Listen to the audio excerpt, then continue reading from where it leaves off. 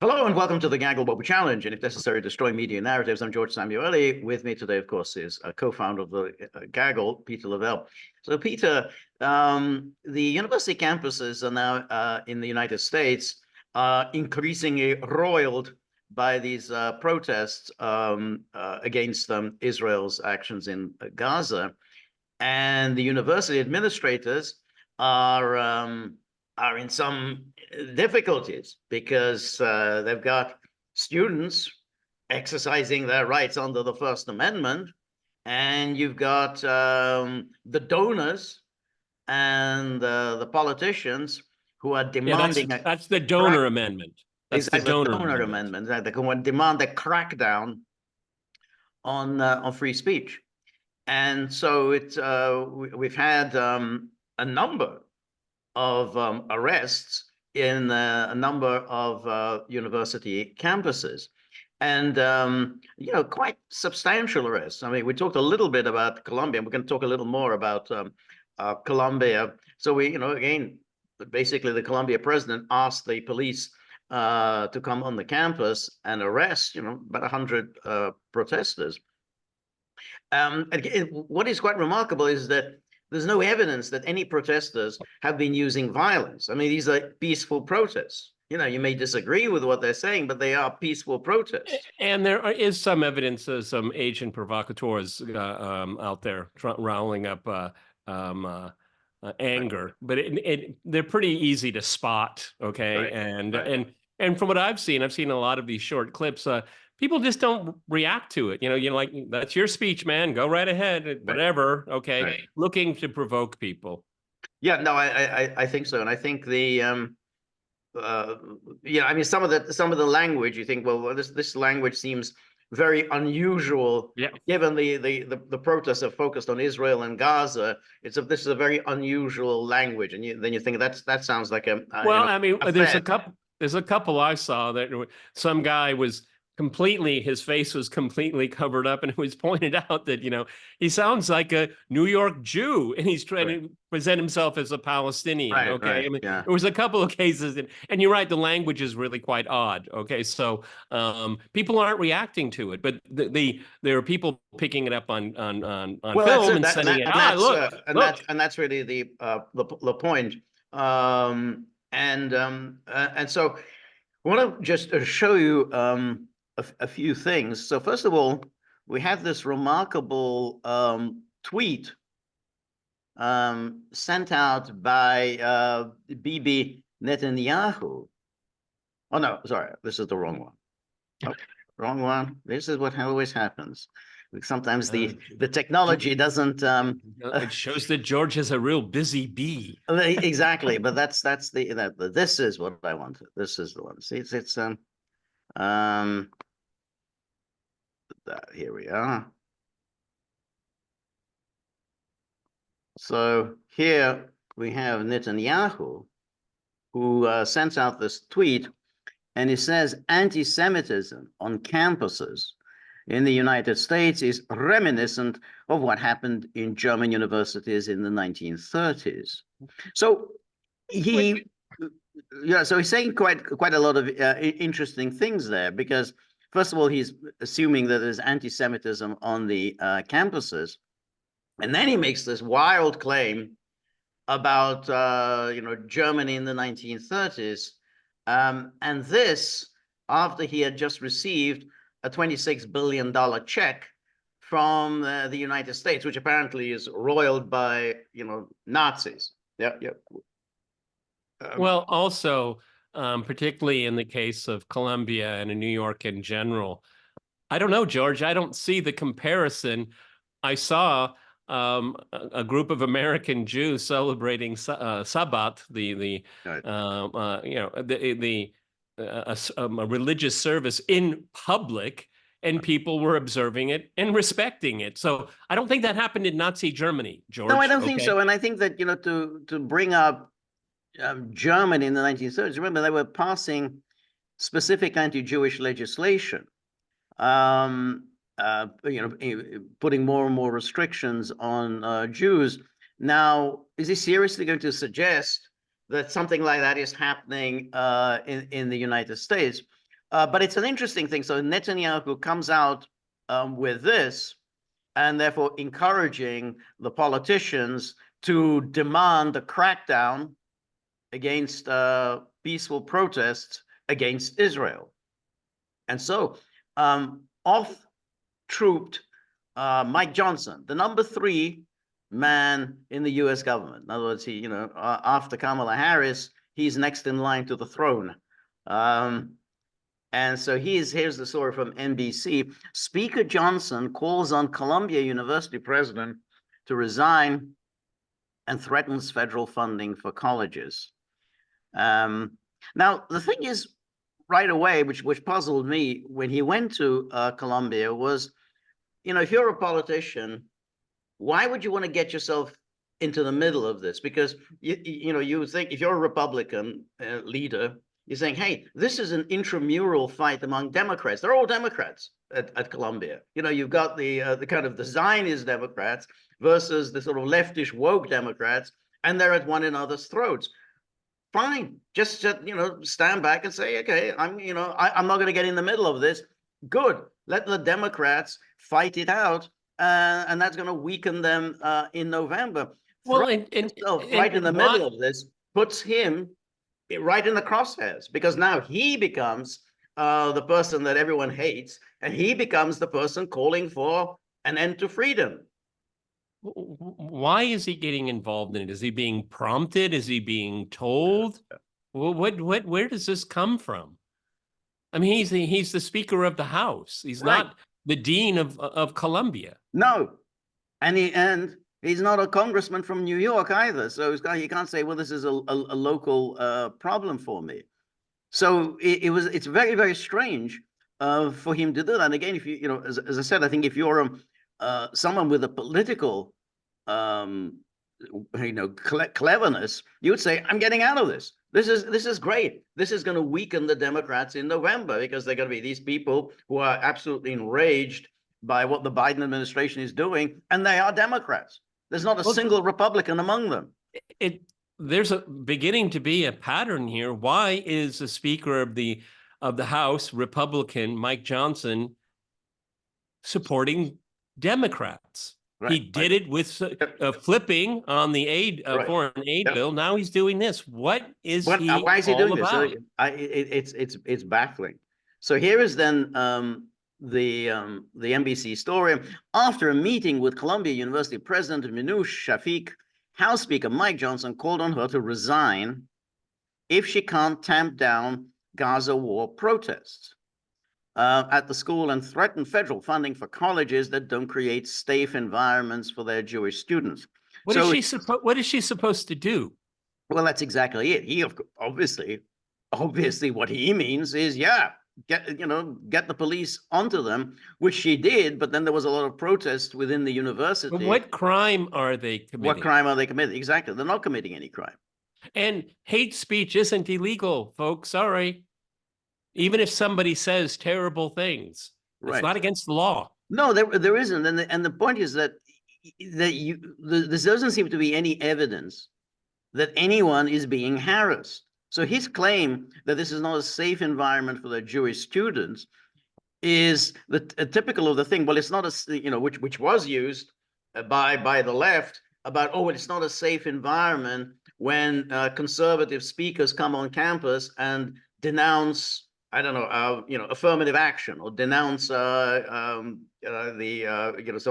gender studies on campus. Hey, well, this isn't a safe environment. We can't allow speakers to come on campus and provide an unsafe environment. So if something is unsafe, if I'm hearing things that I don't want to hear. So he's falling right into that way of thinking. Well, it's unsafe because I'm being exposed to ideas that I don't like and I don't agree with. Well, no one likes to hear things that they don't agree with, but that's part of being at university. You hear things that you don't agree with. So we put Mike Johnson into the column that facts can hurt your feelings. That's right. He's in that category right now, everyone. Is in that category. And that's really the point, that all these conservatives have been bleating on for years about making fun of these safe environments, well, safe environment, we got all these babies, can't handle conservative speakers who talk about transgenderism and who talk about affirmative action or immigration. It's like, well, they can't handle this kind of talk. And that was then they would go on Fox News and would chortle with delight about how we conservatives we can handle free speech. We can handle ideas that we don't like, but these babies, these coddled babies, they can't do it. Well, here is Johnson saying, well, this is not a safe environment for Jewish students, even though there's no evidence that anyone is being targeted for being Jewish. How and why and in what way does the House Speaker call for the resignation of anyone?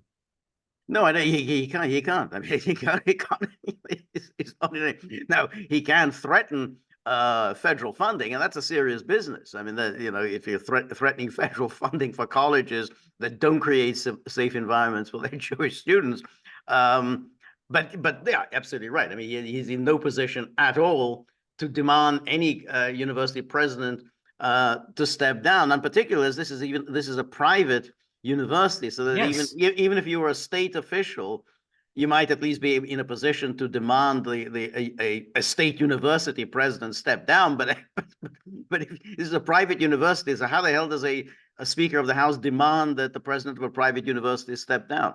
Well, let's just zoom out here just for a second, everyone here.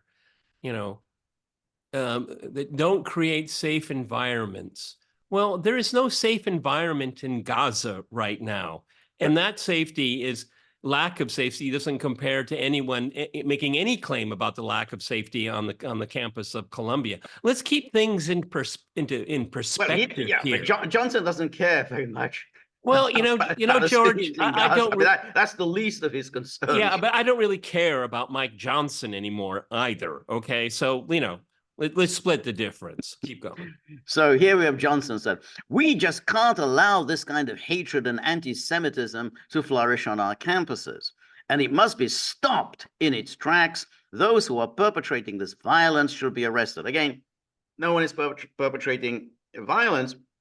Also, they're making specific demands. I mean, they're demanding that the university divest from arms manufacturers, particularly those that deliver arms for Israel, and I guess for any companies that are doing business with Israel. So they're making specific demands. They're not saying, hey, you must expel the Jewish students, then you got to pay. But then that's not what they're saying. They say that the university needs to divest from arms manufacturers.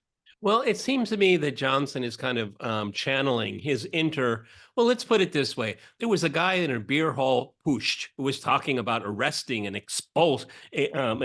having people thrown out and cleaning of society. You know the reference I'm making here. Right. This is not too far away from it, George. I'm sorry. Okay. There is a 1930s parallel here. Yes, there is.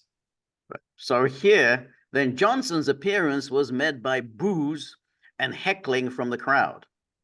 After he ended his news conference, someone yelled, "Get the F out of here."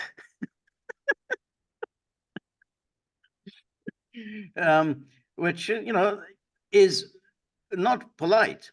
Well, it's direct. Let's put it exactly. That way. There's an economy of words there, okay? But there isn't an economy of meaning. The protesters chanted, "We can't hear you," and "Mike, you suck."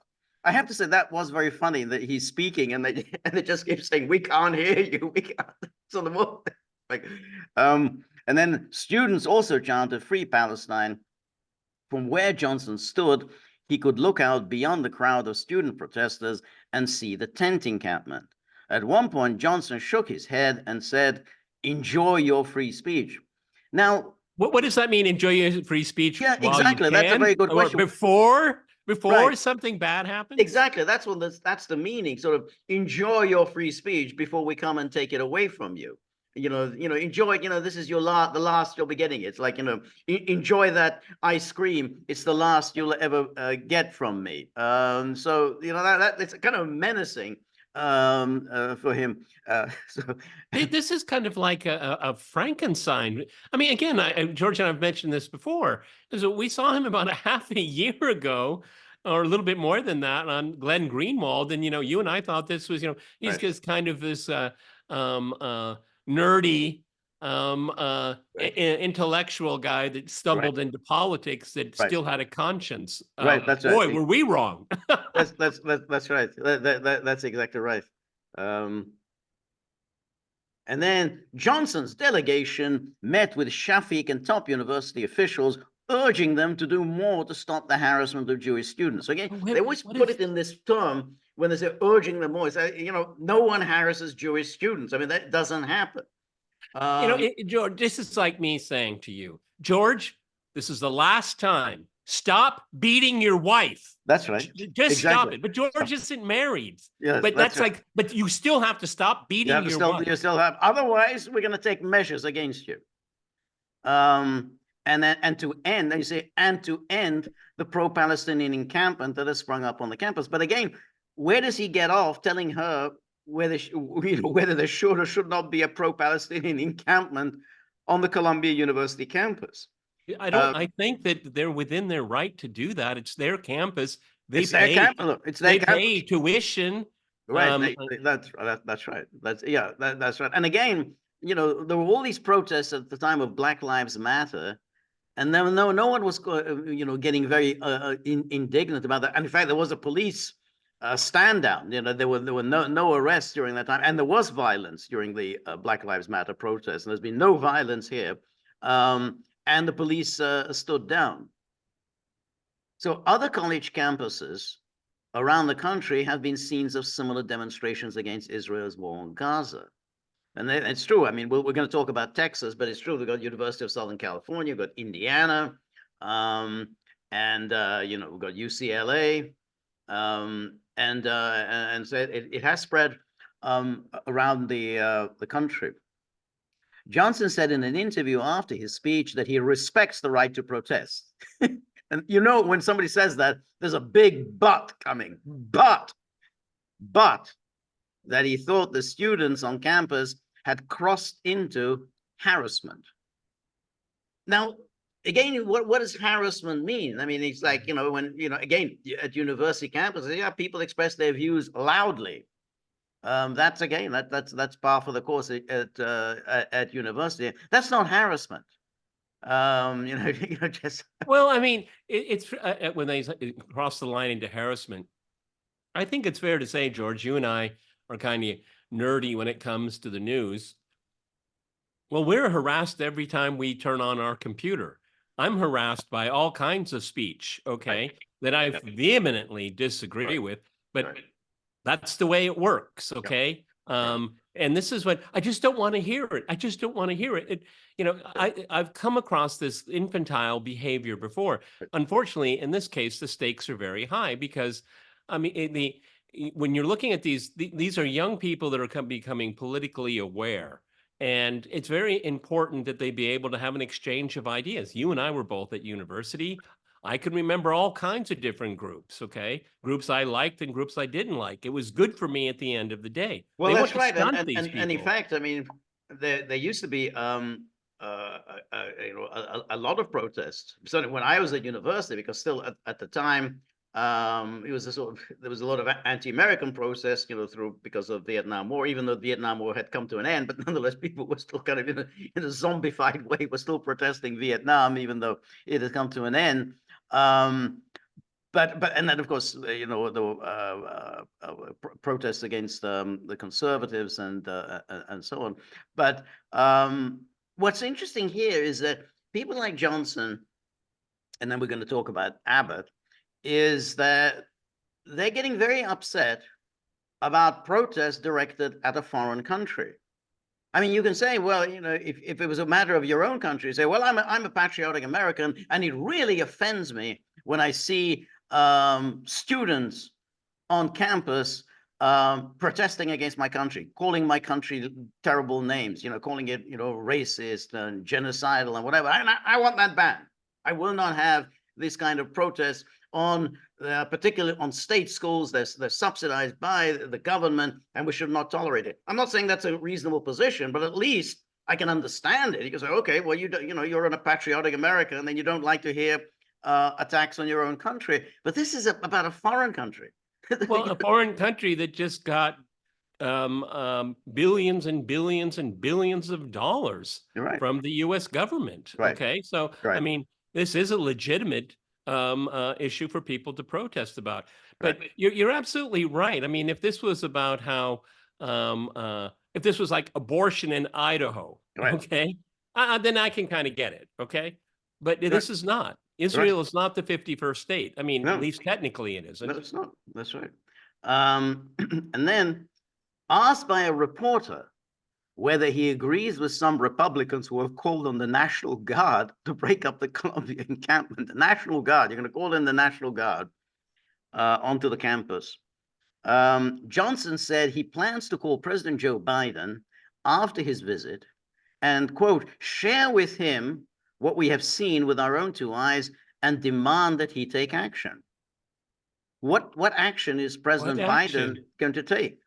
You know, the interesting thing is, George, you know, it's probably been memory hold, but remember Trump, he might call out the National Guard against these people, against these people, against these. He's on a trigger on activating National Guards. Right. Does anybody remember that? I do. Yeah, absolutely. That was during the summer of love, the Black Lives Matter. Exactly. And he didn't. He didn't. He never did. Yeah. And then he says, if this is not contained quickly, and if these threats and intimidation are not stopped, there is an appropriate time for the National Guard. We have to bring order to these campuses. So here is, he's talking about the National Guard and calling order to the campuses. Wait, what is it? Any of this got to do with him? I mean, it's like you're all very upset about what's going on at a private university. And we're going to call in the National Guard for what reason? Because there are encampments. Have they taken hostages? Are there firearms involved? Exactly. Show me a Jewish student who has been set upon and is the victim of violence. You still can't produce just one Jewish student who has been the victim of violence. Did you see the one that was quote unquote stabbed in the eye by a flag? That was ridiculous. I saw that it went viral. A guy passed by with a Palestinian flag, and the guy that claims to have been stabbed in the eye, he hits the flag with his head, and then he claims, "I just got stabbed." No, the guy moved his head into the flag.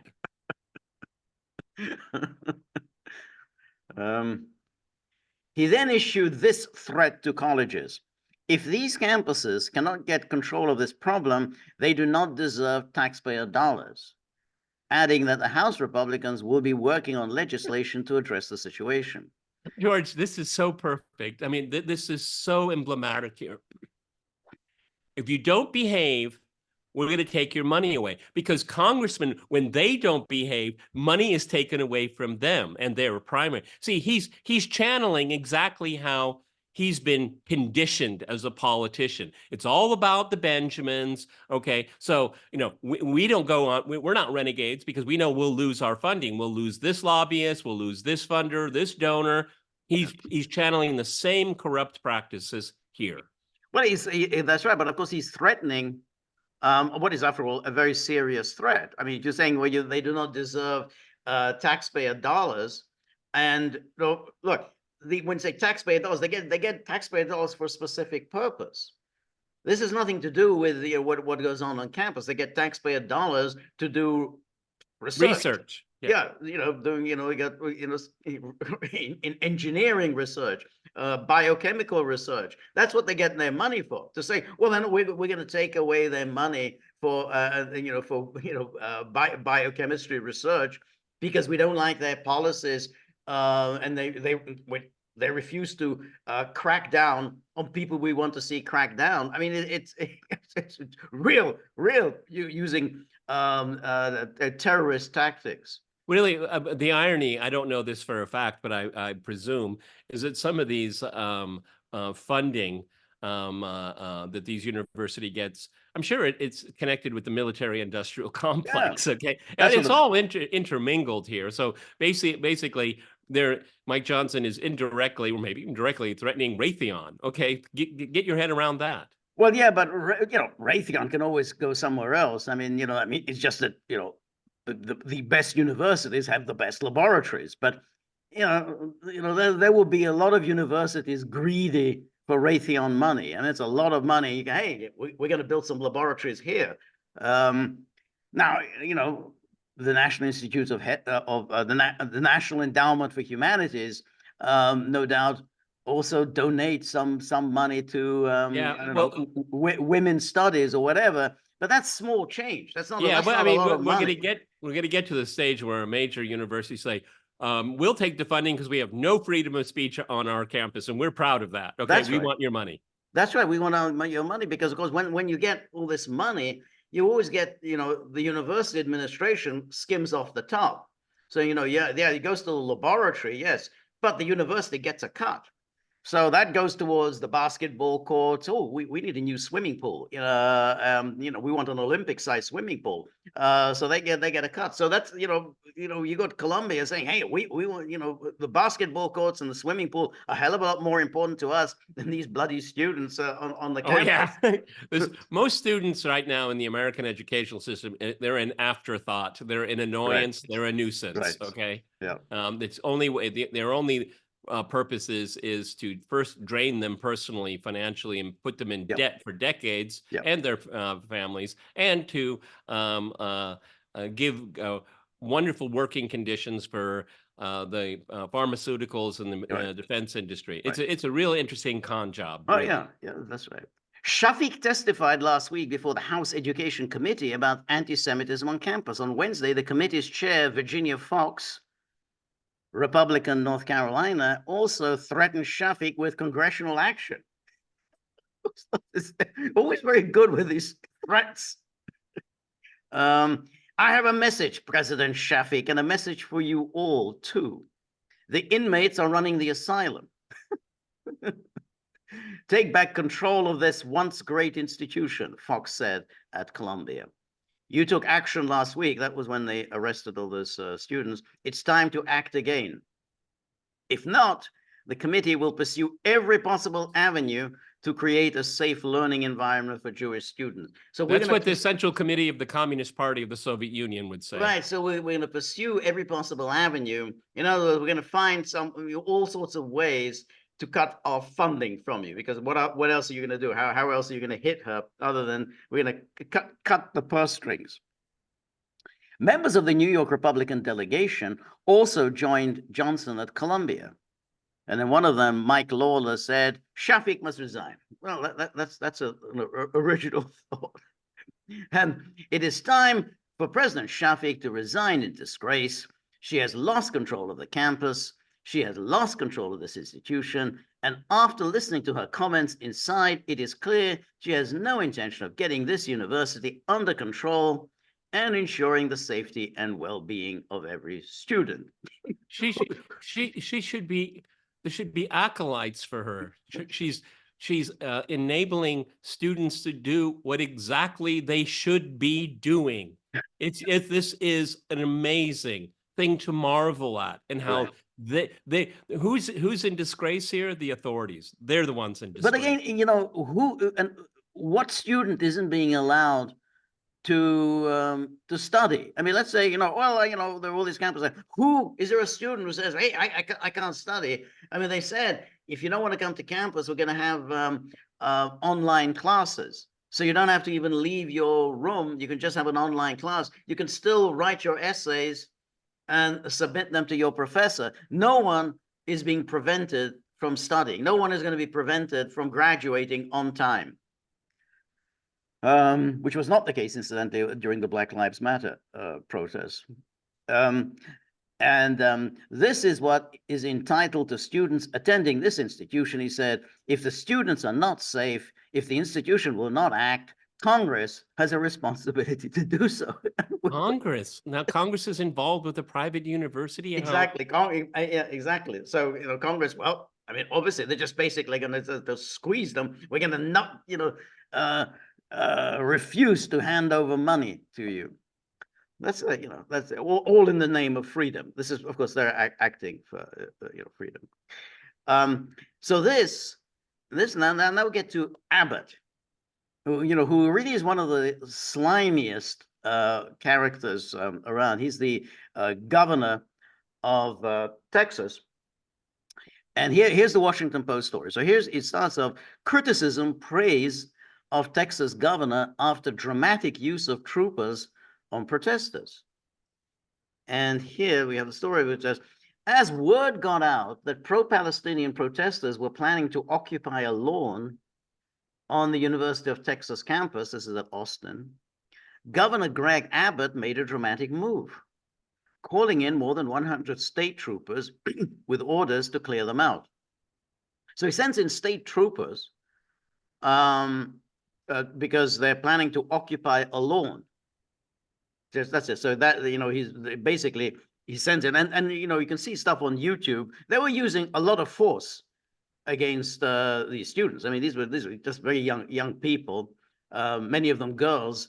And so these big state troopers came and used a lot of force against them.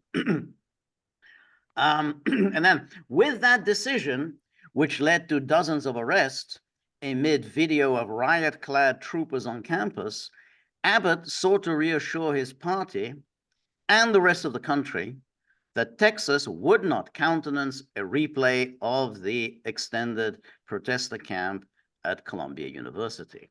So we're not gonna do that. And then he says, it was the latest move by Abbott to position himself as one of the most assertive red state governors in America, eager for a fight with the political left under the national spotlight. But the aggressiveness of the response has alarmed students, faculty, Democrats, and even some Republicans who have previously sided with Abbott in his crusades to protect free speech on college campuses. And this is where it gets kind of interesting, because in 2019, Abbott signed a sweeping new law protecting free speech on college campuses. That was Abbott. Abbott did that 2019 because at the time, everyone was very, very upset about conservatives are harassed on campuses, so we need free speech on campus. And so here we have Texas Governor Greg Abbott on Sunday signed a sweeping new law that aims to protect free speech on college campuses. And then some colleges are banning free speech on college campuses, the governor said in a video released on Twitter. Well, no more, because I'm about to sign a law that protects free speech on college campuses in Texas. Shouldn't have to do it. First Amendment guarantees it. Now it's the law in Texas. So this is a real classic case of, well, there's a particular cutout on free speech, with this, free speech also on everything, but there's no free speech on. Well, I have this feeling that Mike Johnson and Abbott are using the same water cooler because, I mean, both of them have flipped, dramatically. You're right. That's right. So, and then here's the pro-free speech bill, blah, blah, explicitly allows students to, quote, to assemble or distribute written material without a permit or other permission from campus leaders. And it defines the common outdoor areas, which presumably would be the lawn at University of Texas, Austin, the common outdoor areas of an institution's campus as public forums. This bill is similar to campus free speech bills recently implemented in several other states. So you make this thing, I'm a big free speech fan, and then you send in your state troopers because they're going to set up camps on the university lawn. But what's interesting about Abbott is that this is in March. In March, he signed this executive order. This is last March. Now, therefore, I, Greg Abbott, governor of Texas, by virtue of the power and authority vested in me by the Constitution, blah, blah, one, review and update. I intend to do the following. Is this last month or last year? March? No, last month, March 2024. Yeah. So in other words, just over a month ago. So direct all Texas higher education institutions to do the following. One, review and update free speech policies to address the sharp rise in anti-Semitic speech and acts on university campuses and establish appropriate punishment, including expulsion from the institution.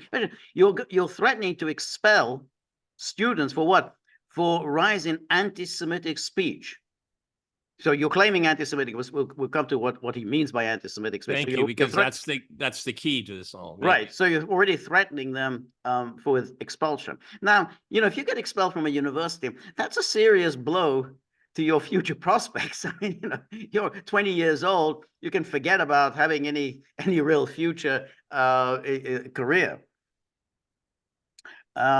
Ensure that these policies are being enforced on campuses and that groups such as the Palestine Solidarity Committee and Students for Justice in Palestine are disciplined for violating these policies. And then include... It's a purge. This is a purge. A purge. And then it says 3, include the definition of anti-Semitism adopted by the state of Texas in section 448001 of the Texas Government Code in university free speech policies to guide university personnel and students on what constitutes anti-Semitic speech. Now, this Texas, the section 448001, they adopt the definition of anti-Semitism from the International Holocaust Remembrance Alliance. Now, this is becoming the kind of the norm for the definition of anti-Semitism. Where people thought, well, anti-Semitism, it's somehow something that's directed, hateful acts directed at Jews, but no. This is a much wider definition. And so the U.S. government, I think, also adopts this definition of anti-Semitism. So he says contemporary examples of anti-Semitism in public life, the media, the schools, the workplace, and in the religious sphere could, taking into account the overall context, include, but are not limited to, well, of course it's not limited to, calling for, aiding, or justifying the killing or harming of Jews in the name of a radical ideology or an extremist view of religion. Then it goes on. Making mendacious, dehumanizing, demonizing, or stereotypical allegations about Jews as such, or the power of Jews as collective, such as especially, but not exclusively, the myth about a world Jewish conspiracy, or of Jews controlling the media, economy, government, and other societal institutions. Now, here you're thinking, well, but that's speech. Whether you agree with that or you don't agree with it, that seems to me it's something, people can talk about the influence of Jews in the media, the economy. So if you talk about the Jews on Wall Street, or the Jews in the legal profession, or the Jews in the media, that's apparently anti-Semitic. So you can never attention to that. A parallel of it. Okay, Jews run Wall Street. Okay, all roads lead to Putin. What's the difference? It's an opinion. Yeah. It's an opinion. That's right. And in fact, that's the point. All the time we read stories about how the Russians are manipulating this, the Russians are behind that. That's never a problem. The nefarious, ubiquitous presence of Russia, that's fine. Accusing Jews as a people of being responsible for real or imagined wrongdoing committed by a single Jewish person or group, or even for acts committed by non-Jews. And then it says, denying the fact, scope, mechanisms, or intentionality of the genocide of the Jewish people at the hands of Nazi Germany and its supporters and accomplices during World War II. But here's the thing. Those are matters of legitimate debate. There's nothing in history is settled. I mean, there are all sorts of details about what happened that are the subject of further research and debate. It's not, I mean, a lot of the ideas that were put forward initially about the Holocaust have in fact been debunked. It's not like, well, there was an official story, it was decided in 1945, and then, no changes are permissible. So there've been a lot of changes in the official story. And there's been a lot of changes in the official story by Jewish historians. By Jewish historians, exactly, exactly. I mean, and there, all sorts of things have changed. So, Well, it's interesting. The next point here, this is where we're doing a little bit of sleight of hand. Go ahead, George. Accusing the Jews as a people or Israel as a state of inventing or exaggerating the Holocaust.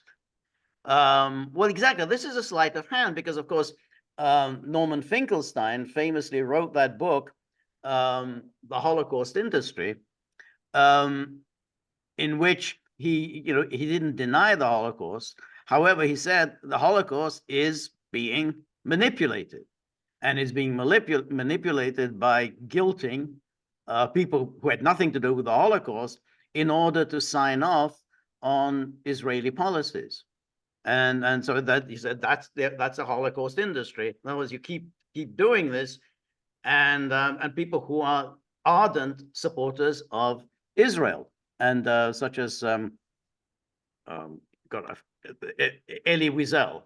Elie Wiesel is and a lot of very dubious aspects to his stories. So and then goes on. This is already quite an extensive list. Accusing Jewish citizens of being more loyal to Israel or to the alleged priorities of Jews worldwide than to the interests of their own nations. I don't see anything. Why is there anything wrong about saying, yeah, you care far more about Israel than you do about the country that you are ostensibly a citizen of? Well, what was it that Nancy Pelosi said at one point when she was still speaker?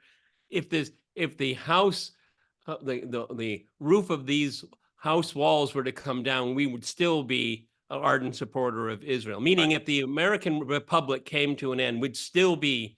I mean, this it's not just words; it's actions. Okay, your actions say a lot. Okay, so again, I mean, why is this a specific cutout just for Jewish people? I mean, there seems like an enormous amount of energy going into this. Well, that's the thing. I mean, here you have the US government that happily subsidizes an Israeli wall, a wall that it has built surrounding the West Bank. Illegally built. Illegally, exactly. But it says, no, we don't have a wall. We don't have any money to build a wall for the United States, even though by any estimate, which the biggest estimate is that it could cost about 23 billion. That's about what the US has just handed over to Israel. But no.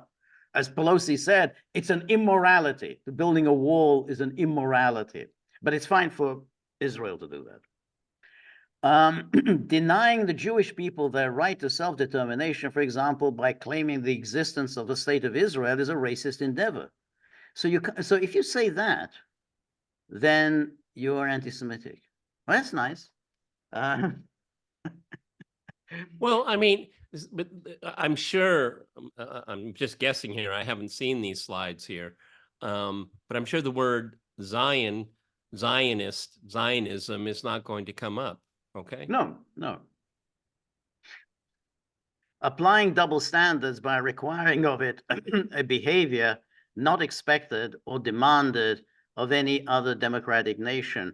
How about behaving like other democratic nation? I mean, for instance, the British during the time of the Troubles in Northern Ireland didn't say, we're just going to bomb Dublin. I mean, we're just going to do it. I mean, because there might be some IRA people in Dublin, and we're just going to do it. I mean, there's nothing much Dublin can do about it. I mean, we are a nuclear big power, 10 times the size of Ireland. You're going to have to live with it. Tough luck, buddy. So how about behaving like other powers? Using the symbols and images associated with classic anti-Semitism, for example, claims of Jews killing Jesus or blood libel, to characterize Israel or Israelis. Why is it wrong to say, Jews killed Jesus? I don't know. Again, you can argue. It's simply a legitimate argument you can have. Who was really responsible for the death Yeah, of well, Jesus? it's in the New Testament. So It's in the New Testament. Just read it in the New Testament. It's And in you the draw New your own Testament. conclusion. Okay. That's right. It's there. I mean, what's your position on Pontius Pilate? I'm really put it in the comments. Okay. Yeah, that's right. Exactly. You have the four Gospels. They all talk about that. This is open to debate. It's part of the theology. Right. Okay. Exactly. To characterize Israel, drawing comparisons of contemporary Israeli policy to that of the Nazis. Well, that's right. So no historical scholarship here is allowed, okay? Right. Because what happened from 1939 to 1945 is closed, it's unique, and Right. it's hermetically Right. separate. Right. Well, that's just ahistorical thinking. Right. It's anti-intellectual thinking. Right. Okay. Right. That's right. And then it says holding Jews collectively responsible for actions of the state of Israel. Well, that's very interesting because, of course, it goes the other way, which is that the arguments where we're talking about Johnson and the rest of them are saying, well, if you criticize Israel, that means you're attacking all the Jews. So you're actually saying that, you're actually saying that's what you're doing. You're saying Jews are collectively responsible for the actual state of Israel. So if you criticize Israel, you are therefore being attacking all Jews. Jewish students are not safe. But what about the Jews, who are strong critics of Israel, including these protesters? Many of the protesters are themselves Jewish students. So, it's interesting if you take a step back and you look at the most ardent, critical, deep thinking critics of Israel, the majority of them are Jews. Yeah, exactly. Exactly. And started, many years ago, like Noam Chomsky, goes all the way, right the way back through to the 1950s and 60s. Absolutely. And indeed, the historians who have done the most to expose what happened during the foundation of the state of Israel were Israeli historians. Yes, and it's still hotly debated. I mean, right. it's so amazing. And George, I know you're aware of this, but particularly in the Western world, particularly in the United States, they have no idea how contentious debate is within Israel on all of these issues. Okay, Right. I mean, when you like Benny Morris and Norman Finkelstein, I mean, they have critiques of the foundation of Israel. I mean, and it's a very heated debate. Okay, I mean, Right. but you're not allowed to have that happen in the Western world, particularly not in the United States. No, that's right. But this is what's holding Jews collectively responsible for the actions of the state of Israel. Nobody does that. Nobody. The only people who do that are precisely the champions of Israel, because no one says Jews are. No one says Jews are responsible for the state of Israel, because the moment you turn on you go to the computer, you say, well, there's Norman Finkelstein. Here's all the interviews and writings of Noam Chomsky. So no, Jews are not all supporters of Israel. But the only people who are saying they're one and the same are the champions of Israel. They're the ones who are saying that, well, if you're attacking Israel, that means you're attacking all the Jews all over the world. Well, how about this? Holding a Palestinian collectively responsible for the actions of Hamas. Okay, Right. but that's what they do. Because Right. that means wholesale destruction, because of what Hamas did on October 7th, Right. all Palestinians are to be blamed. Right. That's Exactly. collective punishment. That's right. Exactly. So that's that. So that's the view of Greg Abbott, and so you got these politicians salivating about, hey, now we can really screw these universities because they don't support our ideas about Israel. And again, we have to just keep repeating the point. Israel is a foreign country. You're doing all this for a foreign country. I mean, it's it's bad enough if you're cracking down on free speech, because if it's free speech about your own country, but at least it's understandable that you're upset when people criticize America, but you're upset by criticizing Israel. I mean, it's Well, George, when you think of, I don't have the numbers in front of me, but they're quite substantial, apparently. From October 7th to the present, how many Israelis, dual citizens, have come to the United States, a country where there are pogroms going on? Really? I mean, they're going to an anti-Semitic state. Okay, Right. I mean, Right. really kind of extraordinary. I mean, from what I've heard, hundreds of thousands of people have left. Okay, Right. and they've gone to Western capitals, and the favorite destination of course, is the United States. Okay, so Right. I mean, somebody's got to get their story right Right. here. Right. No, that's exactly right. And again, it's because you allocated all this money to Israel, and what you're saying somehow that this country is, it's about to be betrayed, and these ridiculous Republicans, these conservatives, even MAGA conservatives, are berating Biden because Biden is selling out Israel. I mean, this guy has just given Israel everything that he wants. The most that he said is he's mumbled anonymously to their favorite reporters, well, Biden is getting very unhappy with Bibi. He's not actually going to do anything about it, but he's really very unhappy. They had a very tense telephone conversation. It was tense. In looking back on this, again, the history, the Palestine-Israel conflict is nothing new to George and myself. I had Norman Finkelstein on my program 10 years ago, maybe even more. Okay. Benny Morris also. So I'm certainly not an expert on it, but I'm well informed. I think that's fair to say. And so, George, it seems to me that they're panicking. They're panicking that a real debate, a debate that happens all the time, Palestinian studies, there are so many people that know the history of the conflict very well. But up until October 7th, it was very niche and it was kept out of view. Okay. Academics, argued and made careers one way or the other.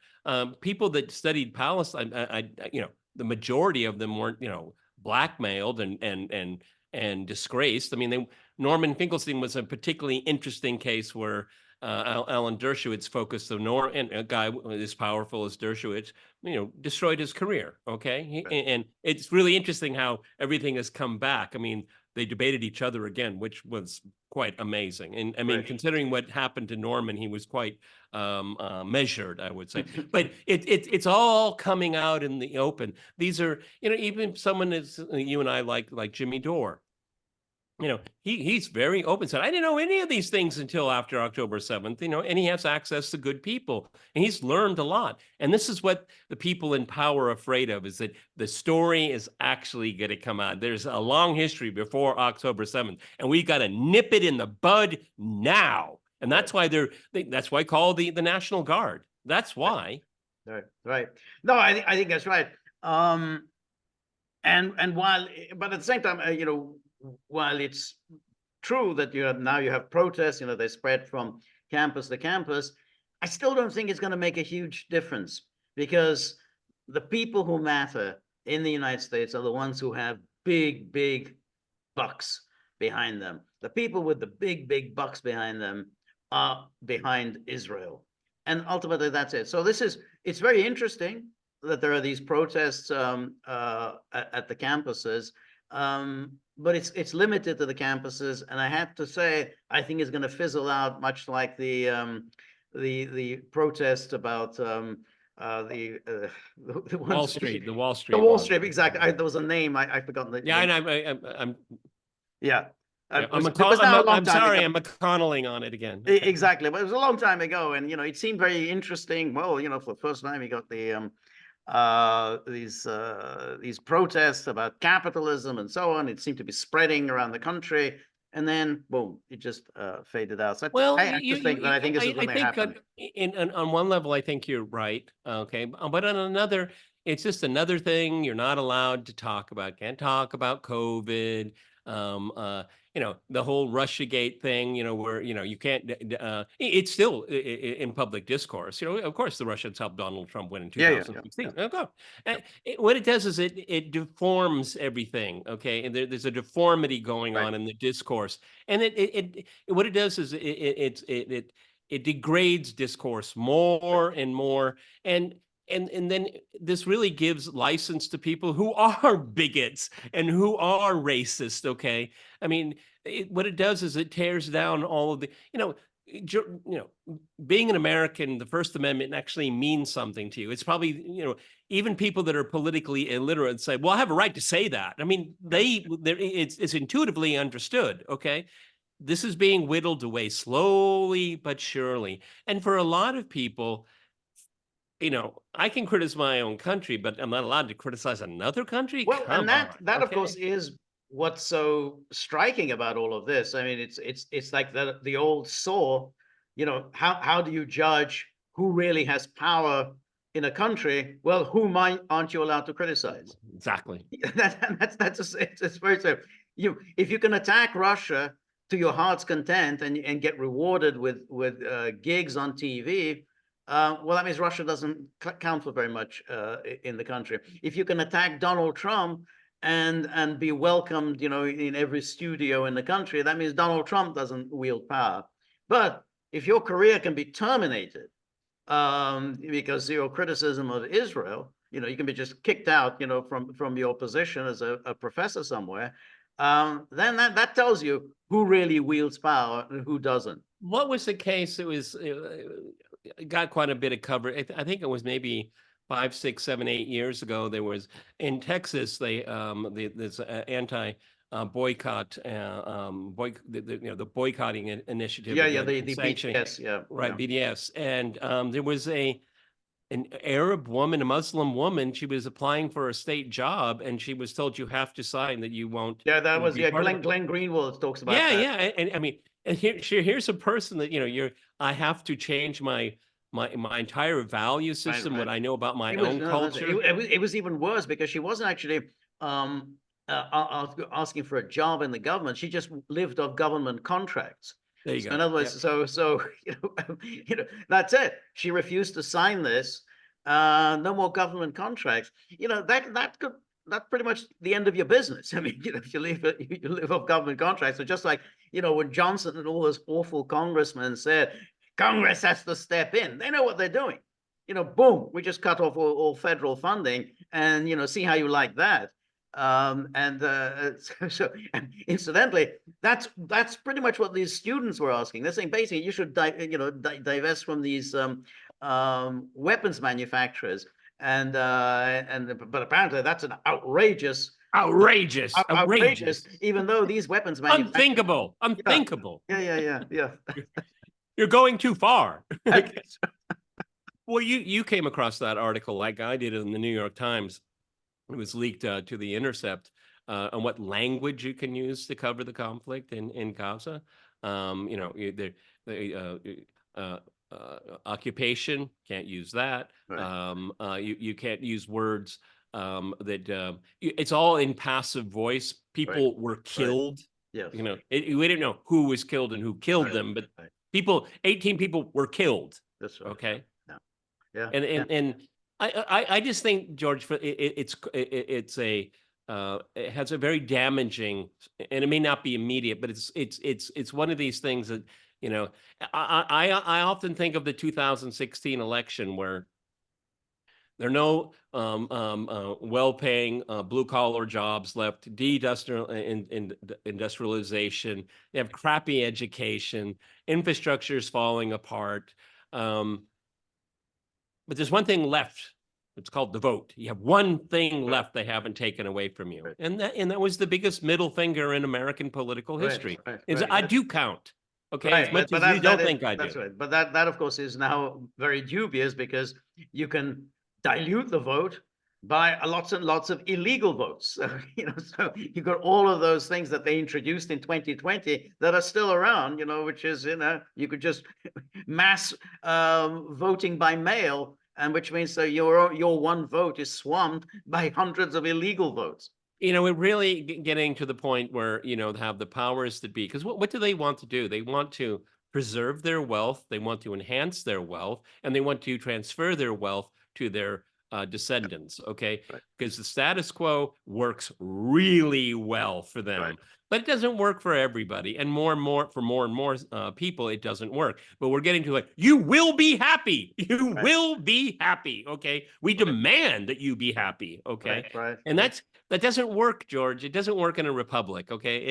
It slowly corrodes the body politic and the discourse. Right. But what's also interesting, I think, is the easy acceptance of the use of force against people who are protesting peacefully. So we see what happens with these students, but then we remember the force that was used against the COVID protesters. And a lot of people were cheering that on, liberals were cheering it on, people just out again, peacefully protesting, being locked up. I'm a citizen. I don't want to be locked up in my own home for week in, week out. But this is a theme that keeps reoccurring, and it's no coincidence here. You and I keep bringing up COVID, okay? Right. Because for me, and I'm only speaking for myself, my opinion, I experienced it differently than other people did living where I do now. But it seems like it was a beta program. It was a test. It was a dry run, okay? And we see, and George is absolutely right. What did the sudden recourse to violence, okay? Right. More violence. Right. Why don't you just come out and say, hey, let's open up. When I went to UC Davis, they have this really beautiful, huge quad. Right. Let's all come out here and let's have a long talk, okay? Yeah. Let's just talk about it, Right. okay? Extreme, Let's show a modicum of respect, okay? We're all grown-ups here. Let's Right. talk normally. Is that so hard to do? No, bring in the National Guard now. No. Yeah, violence. Extreme violence that was used against the COVID protesters. They were just protesting peacefully, but the police came in with truncheons and with dogs. Remember the scenes of protesters being grabbed by dogs. They were just dogs tearing their arms off. And amazing kind of extreme violence. And then, of course, they get into your bank account. We saw what happened with the truckers in Canada. This was the real violence of the state. They threw everything they had against people who had the temerity to insist on their liberty. Basically, I don't want to be either locked up, and I don't want some chemical that I don't know anything about being pumped into my body. Boom, you will tolerate that, and out come the truncheons and the dogs. This is going in a really bad direction here. Yeah. Okay. And plus, there's going to be a demonstration effect. I think there'll be more protests before there are fewer protests. Okay. There's something that doesn't affect George and I is TikTok, as I've never been on it. I know about it. Okay. But denying people that, because that's first, I think it's 170 million Americans are on it. That's huge. And for a lot of people, that's how they communicate their thoughts. They learn about things. Nope. If we can't control it, then you will have no access to it. That's authoritarianism. Why don't you just counter it with better ideas? Right. No, I think it's a very interesting how, social media, how they went from being admired. 2008, when Obama was swept to power. Oh, fantastic! Twitter is so great. The year that the iPhone was introduced. Yeah, that's it. It was magnificent. And then of course we had 2011 and the Arab Spring. Oh, great! Social media that gave Facebook us saved the day. Yeah, that's right. And then boy, when suddenly Trump used social media, so then establishment opinion really turned on social media, began threatening them, coercing them, and it's been nonstop since 2016, the pressure against social media. So that what's now going on with TikTok is just part of the same movement. They went after Facebook, they went after Twitter, said, no, you will bring under control the who and what is permitted on your platform. And all of these social media programs, platforms, they're staffed by ex-CIA, ex-FBI, Right. NSA. Right. Okay, they've capture. Right. That's what and they're quite skillful at doing it. Okay, quite skillful.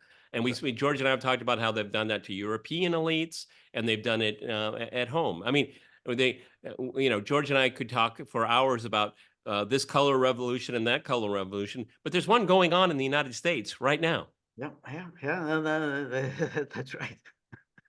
All right, everybody. I don't think these protests are over, but unfortunately, I have to agree with George's wisdom that it will be clamped down, but it'll be a worse public atmosphere for it. Okay. And meanwhile, the slaughter continues. Right. Yeah. No, I think so. And I think the problem is also that the semester is coming to an end quite soon. It's already late April, so in about a month or so, it's going to be over. So, well, you know what they did in Berkeley? I think it was in '68, because of all the anti-war. That was and the convention in Chicago. Interesting is the Democratic conventions in Chicago this year too. And I talked to people that were students at Berkeley in 1968. People were suspended. People were kicked off campus. It was very tumultuous. Do you know how they resolved it, George? They graduated everyone. If you were a D student or a C minus or whatever, they just did it in one swoop. You all get your diploma. Done. Right. That's right. Yeah. They won't do it this time. Oh no, I don't think they're gonna do it. The offense is too grave. Right, but they sort of did that with the Black Lives Matter as well. I think that because you remember there were people who said, I don't want to do any exams, because I'm so upset about what's going on with what's going on with the Black Lives Matter. I just don't want to sit my exams. And I think they were like, well, that was fine. Well, look, he's upset. What can you do? He's upset about institutionalized racism. You can't make him go and sit and do an exam. So, graduate. What happened to the university is supposed to be about meritocracy, okay? And now that's gone. Another thing, let's take it away from us. All right, everybody. Go ahead. I don't know if it's really about meritocracy. I think it's always been the the privileged people. You always have the alumni, who donate to the college. So therefore, and what you get in return? Well, your son and daughter waltz in, however much their grades. Yes, that's absolutely true. It's absolutely true. But a very important caveat. I spent 10 years at the university, and the number of poor kids that just, they would eat top ramen. That's all they could afford. Right. And some of them were some of the most brilliant people I've ever met, and they did well. They didn't deny them the A that they deserved. Okay, right, that's right. But I think that what happens now, in particularly the elite universities, is that they set aside, let's say, 15 to 20% for minority students, and then of course you set aside 15-20% for the alumni. So you're basically then talking about only about 60% for the rest of America. Now, of course, you've got all the SWATs, the ones who the nerdy guys, often Jewish or Asian, so they just do really well in the exams. You can't deny them a place. So white America, there aren't really that many slots for them, at the elite universities. They don't get that. Yeah. I had a good friend of mine when I was at university. I was a teaching assistant, and I knew all the Eastern European students. So this guy was from then Czechoslovakia, and he was part of this elite group that had a new algebra. I don't even understand the old algebra, so I don't want to go into that. But he had a new algebra. And so he told me the stories. He went into a lecture hall of like 150, and all Asian, because they wanted to know about the new algebra. And then there was a white guy in the front, and he went up and just said, "This is the new algebra class. Maybe you made a mistake here." He said, "No, I'm here for the new algebra." He was the only white guy. Everybody else was Asian and Indian. Okay, because they had Mongolian post modern studies in the next building, and that's where everybody else was. Okay.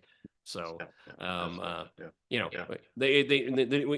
I mean, in America today, most kids don't even learn algebra. Okay, they're No, that's lucky it. if But they again, you have the scams in these elite universities, which is where you've got things like, women's studies, African American studies, Black studies, the studies of studies. queer studies, LGBTQ plus studies. So if you go, you go to Harvard and you say, well, you're not going to go and study math at Harvard. I mean, because chances are those classes are very difficult. But if you go and do, say, queer studies, I don't think that's all that demanding. I think you're probably going to graduate, if you go and do queer studies. And I think that's, a lot of them do, do this little scam, because after all, even if you graduate in queer studies, it's still Harvard. I have a Harvard degree. And what do? You go, you become a diversity director somewhere. That's right. And you bring you terrorize those people. That's right. Exactly. That is what the one of the safety valves, because all these people that study this useless study stuff, that they found a place in diversity. We need a diversity director. Okay. So that was a really brilliant move. Okay. Right, and because these people, if you, and they took out student loans, and you're going to have to, pay that off for, 20 years of your life. Right. It's such a scam. It's just an amazing scam. Right. And I have a solution to it. Debt forgiveness. No, because then you have to pay for my car. Okay. Right. Maybe finish off my mortgage for me too. No debt forgiveness. Right. What you have to do is students have to have a contract with the university or college. Okay. And if they don't make it through, then the university or college is stuck with the bill. Okay. You have to pay for it. That's right. Okay? And that's why it is, of course, a scam, because universities can keep jacking up their tuition fees in the knowledge that it's all going to be taken care of by the federal government, because it's the federal government that issues the loans. So now, you're the tuition fee twice what it was 10 years ago. What does the university care? They're still going to go there, but it's the federal government and the student who are on the hook to pay this. So there's no incentive for the university to reduce their tuition fees. They can just keep backing them up. Somebody else is paying for it. In the fall of 1979, I was a freshman at UC Davis, and I think I'm going to remember correctly. It was $12 per academic unit. I think it's hundreds of dollars now. When I was there, it was affordable. It was a middle class affordability. Sure, maybe you took out a little tiny loan, but if you had a middle class family, you could pay for it. You could get through. Okay, it wasn't easy, but you could get through. Okay, but that's still a state school. But when you're talking about these elite colleges, they're all private. Now, admittedly, back in the day, UC was a state school but had high standards. So UC Berkeley was still okay. Well, that's a state school, but it was still regarded as among the best. So that was good value for money. But the private universities, I mean, those are just staggering. The cost. Harvard, Columbia, and so on. So yeah, and this is the reproduce. They want to reproduce their wealth, contain their wealth. I mean, it's really interesting. It's like we're going back in time. Well, there are services all through the United States for very wealthy people to find spouses for their children, where money sticks together. Okay. Love at first sight, yes, but how many T-bills do you have? Okay, and do you have debt? Debt. I don't know. I have to stay away from that. Okay, it's really all the most important things, important values are degraded. Okay, constantly being degraded, and the one that was supposed to be universal for all Americans, rich or poor, is freedom of speech, and that's being whittled away. Okay, yeah, absolutely. You have to have controlled speech, and that's good for you. Okay, I warn you, I threaten you. Okay, all right, everybody, this is The Gaggle with Peter and George. This is, as I usually say, we're on local, so please go to thegaggle.locals.com. This is Friday. That means we're going to have a hiatus until Tuesday when we have the next live stream. Tuesday, 3 p.m. Tuesday. Eastern Time. Please join me. Come with comments, criticism, ideas, suggestions, opinions. On the way out the door, think about yes, Apple. No, Buddy, Apple's playing. Johnny Apple's Apple. playing Because they're Buddy, he's kind of disgusted with everything. I mean, saying like nothing in the tip jar. I've had it. I'm just not going to do it. I don't care about free speech. He doesn't care about free speech. I just there's nothing free. He's not a free speech. He's not a free speech chihuahua. There's nothing free. It was like Milton Friedman used to say, no such thing as a free lunch. So there's no such thing as a free speech. So if you have a few bob in your pocket, whip them out, dunk them into the tip jar. They're going to be a little bit less grumpy. We're very grateful for all of your help, friendship, and support. The more you're able to donate, the more of these videos we can make, the more we can improve the technology, and above all, we might get these dogs into a better mood. So it's about time. So remember, if you like the gaggle, please like, share, and subscribe. See you soon. Bye.